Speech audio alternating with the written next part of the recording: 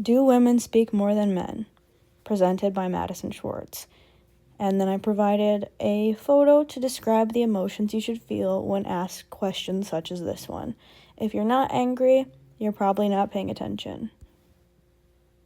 Where does this question come from? I provided some loose examples of very popular, influential misogynists such as Nick Fuentes and Andrew Tate. These are the type of people that come up with these blanket terms. The assertion that women speak more than men is a statement deeply rooted in misogyny that has influence in many cultures. As a society, we have learned to accept blanket statements such as this one that is harmful to the feminist movement, disrupting progress that people have been fighting tiresomely for ever since the 19th century and even before. It is popular belief to assume that women are inherently more talkative and emotional than men, but contrary to this belief, there is little to no evidence to back these assumptions up. It is yet just another accusation rooted in the motive to silence and suppress women from using their voice.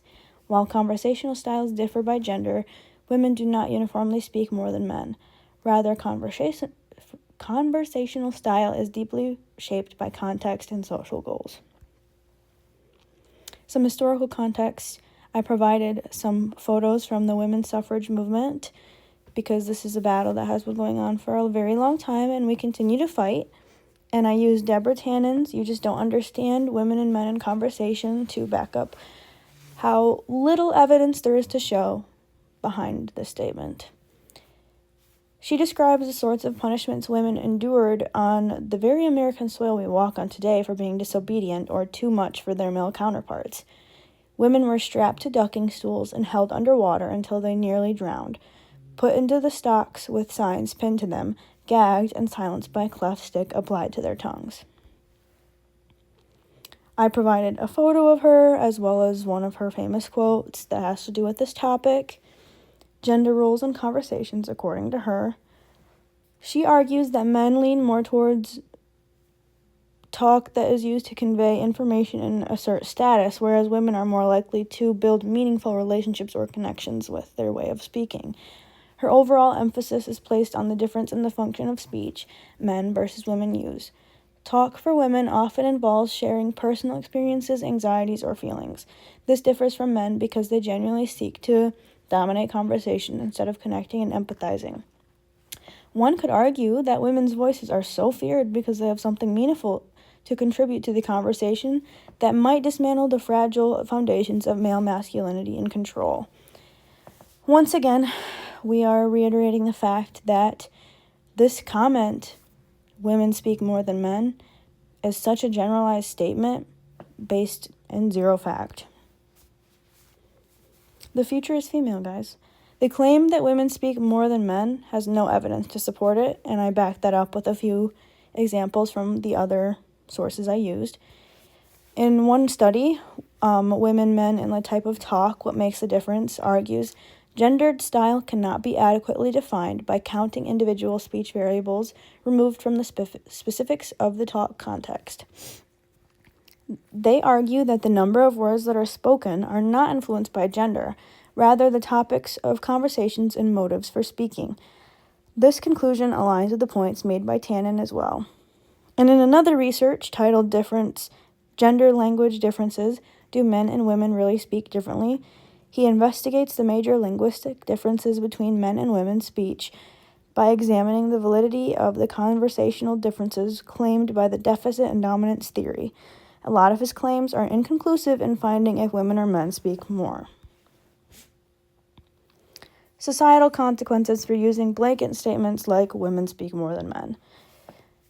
Women and men are socialized to express themselves in different ways in accordance with cultural norms that teach and reinforce differentiated gender roles, which further circles back to the way that misogyny is deeply rooted in various cultures and is often so subtle that it goes overlooked. This statement is such a casual thing that I've heard thrown around so simply, but it's a lot deeper than that. The deficit model shows a general lack of authority and assertiveness in women's language compared to that of men. The dominance model builds off of that, explaining men's tendency to dominate and how women are subordinated. The study proved that men's conversational dominance dominance reflects male social and political dominance over females. The difference model branches off of Tannen's analysis that difference and gender differentiated forms of language use stem from the early socialization, which reiterates the point, again, that conversational differences stem from cultural upbringing and the biases taught to boys and girls at a young age regarding their role in society, solidifying submissiveness of women and dominance of men. Some more societal consequences continued.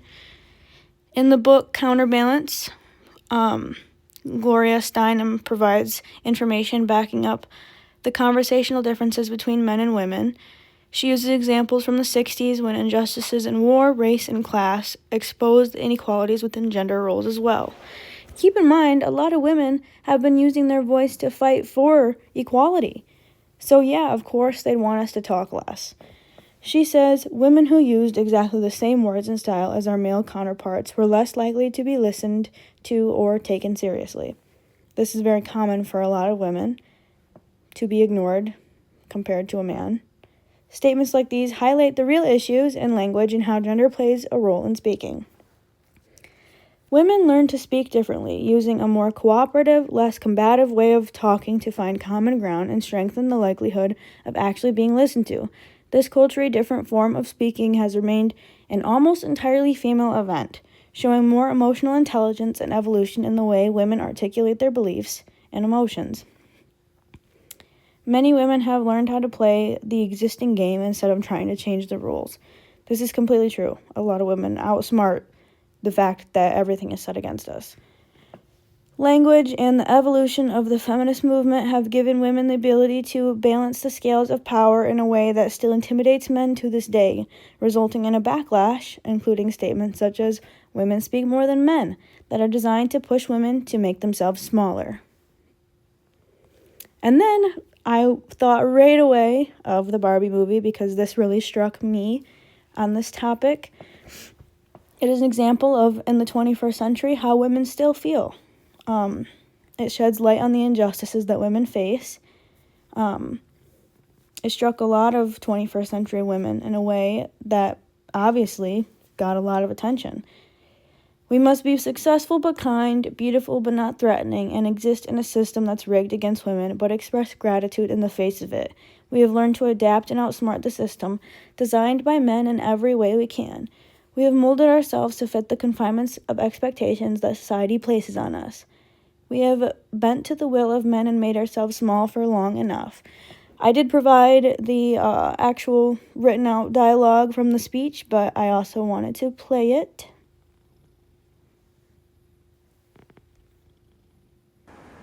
It is literally impossible to be a woman. You are so beautiful and so smart, and it kills me that you don't think you're good enough. Like, we have to always be extraordinary. But somehow we're always doing it wrong. Like, you have to be thin, but not too thin. And you can never say you want to be thin. You have to say you want to be healthy, but also you have to be thin. You have to have money, but you can't ask for money because that's crass. You have to be a boss, but you can't be mean. You have to lead, but you can't squash other people's ideas. You're supposed to love being a mother, but don't talk about your kids all the damn time. You have to be a career woman, but also always be looking out for other people. You have to answer for men's bad behavior, which is insane, but if you point that out, you're accused of complaining. You're supposed to stay pretty for men, but not so pretty that you tempt them too much or that you threaten other women, because you're supposed to be a part of the sisterhood, but always stand out and always be grateful. But never forget that the system is rigged, so find a way to acknowledge that, but also always be grateful. You have to never get old, never be rude, never show off, never be selfish, never fall down, never fail, never show fear, never get out of line. It's too hard, it's too contradictory, and nobody gives you a medal or says thank you. And it turns out, in fact, that not only are you doing everything wrong, but also everything is your fault.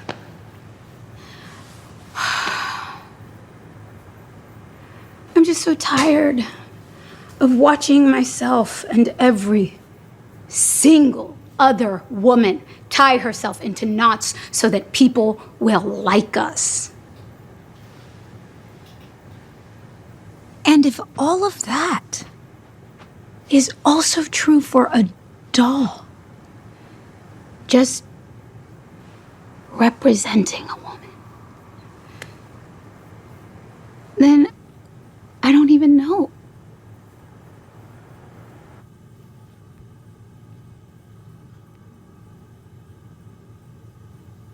In conclusion, statements like women speak more than men are just propaganda designed to make women feel insecure about existing in our full capacity.